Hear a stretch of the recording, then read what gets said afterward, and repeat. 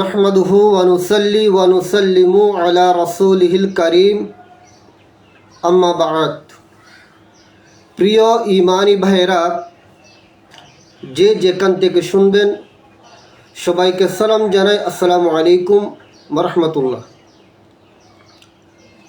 আজকে একটি গুরুত্বপূর্ণ বিষয় আলোচনা করতে হচ্ছে। বর্তমান প্রেক্ষাপট মানুষের মুমিন মুসলমানদের ইমান, আমল, আকীদা ধ্বংস করে দেওয়ার জন্য বিভিন্ন বাতিল ফিরকারা এমনভাবে উঠে পড়ে লেগেছে, ইমান আকীদা হেফাজত করা খুব কঠিন হয়ে দাঁড়িয়েছে। খারেজি, রাফেজি, শিয়া, দাওয়াত ইসলামী সহ যত ফেরকা আছে, আপনারা দেখুন বর্তমান প্রেক্ষাপট শিয়ারা এমনভাবে উঠে পড়ে লেগেছে, সাধারণ সুন্নি মুসলমান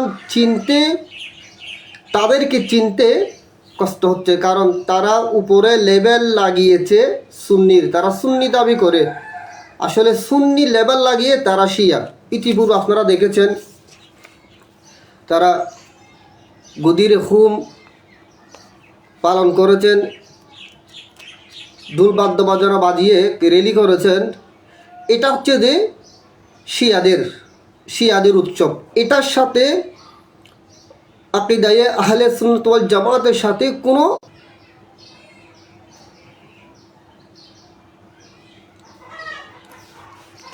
সাহাবায়ে কেরাম রাদিয়াল্লাহু আনহুম, আহলে বাইত রাসূল সাল্লাল্লাহু আলাইহি ওয়াসাল্লামকে মুহাব্বত করার নাম হচ্ছে ঈমান।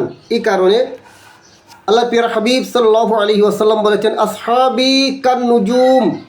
সাহাবায়ে কেরাম রাদিয়াল্লাহু তাআলা আনহুগণ হলেন আকাশের নক্ষত্র স্বরূপ বলেছেন। অন্য হাদিসে পাকের মধ্যে বলেছেন আহলে বাইতে রাসূল সাল্লাল্লাহু আলাইহি ওয়াসাল্লাম সম্পর্কে, মাসালু আহলে বাইতি মাসালু সাফিনাতিন নূহিন। আহলে বাইতে রাসূল সাল্লাল্লাহু আলাইহি ইসলামেরকে নূহ আলাইহিস ইসলামের কিস্তির সাথে এক্সাম দিয়েছেন। তো দুইটা লাগবে আমাদের, সাহাবায়ে কেরাম রাদিয়াল্লাহু তাআলা আনহুম এবং আহলে বাইতে রাসূল সাল্লাল্লাহু আলাইহি ওয়াসাল্লামের মুহাব্বত হচ্ছেন ঈমান। সুতরাং এই মওলা আলী শের খুদা রাদিয়াল্লাহু তাআলা আনহুকে তারা উপস্থাপন করে শিয়া চর্চা হচ্ছে। সুতরাং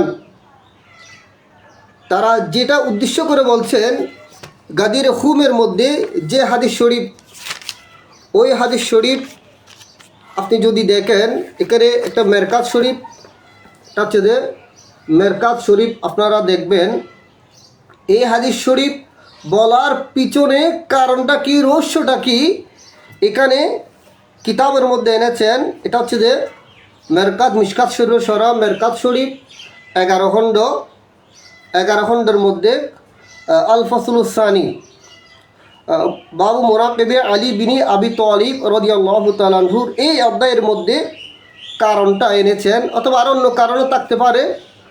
তো হযরত মাওলা আলী শের খুদা রাদিয়াল্লাহু তাআলা আনহুর শানে কিছু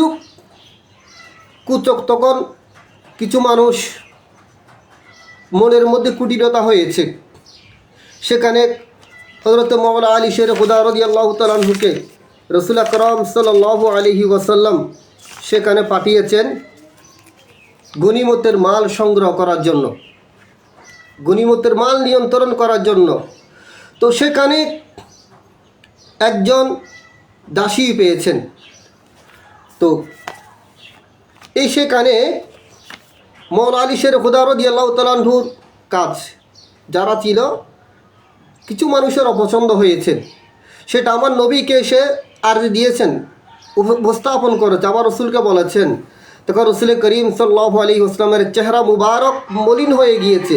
তো তোমরা তো আমার মাওলানা আলী শের খুদাকে অপছন্দ করো, তোমাদের থেকে যেগুলো বংশধর বের হবে তারাও অপছন্দ করবে। এই কারণে আমার রসুলের চেহারা মুবারক খুব রাগান্বিত হয়ে গিয়েছে। তখন এই স্থানের মধ্যে আল্লাহর প্রিয় হাবিব সাল্লাল্লাহু আলাইহি ওয়াসাল্লাম গদির খুম নামক স্থানের মধ্যে বলেছেন যে মান কুনতু মাওলাহু ফা আলিয়ুন মাওলাহু, আমি যার মৌলা আলিও তার মৌলা।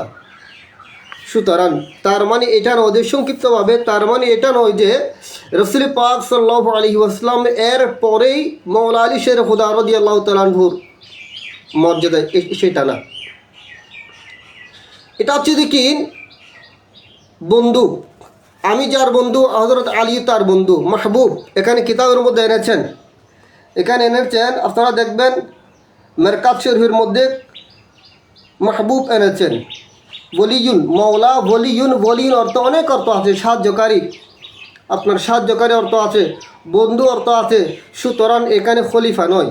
ইসলামের মধ্যে চারজন রাসূল করিম সাল্লাল্লাহু আলাইহি ওয়াসাল্লাম এর পর হচ্ছে হযরত সিদ্দিক আকবর রাদিয়াল্লাহু তাআলা আনহু, তারপর হযরত উমর ইবনুল খাত্তাব রাদিয়াল্লাহু তাআলা আনহু, তারপর হযরত উসমান গনি জিন্নুরাইন রাদিয়াল্লাহু তাআলা আনহু, এরপর আসবে যে চতুর্থ নম্বর আসবে যে হযরত মৌলা আলী শের খুদা রাদিয়াল্লাহু তাআলা আনহু। সুতরাং শিয়ারা যেটা বোঝাতে চাচ্ছে সেটা হচ্ছে যে গুমরাহি।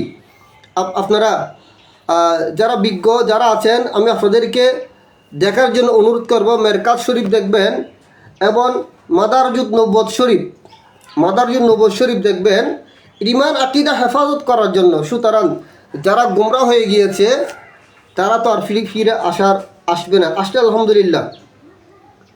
সুতরাং আপনারা দেখে শুনে ঈমান আকীদা হেফাজত করবেন। এই শিয়াফেরকা থেকে প্রত্যেকটি মুমিন মুসলমানদের ঈমান আকীদা হেফাজত করুক। সুতরাং এখানে মৌলা শব্দের অর্থ হচ্ছে যে, এখানে অর্থ হবে বন্ধু, সাহায্যকারী, মাহবুব, প্রিয়, এখানে দুস্থ।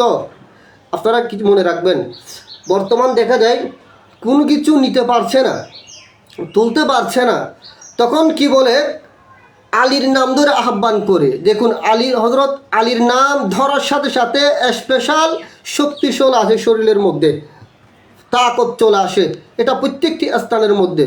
সুতরাং এটা সাহায্যকারী। আল্লাহ পাক রব্বুল আলামিন আমাদের সবাইকে বুঝার তৌফিক দান করুক।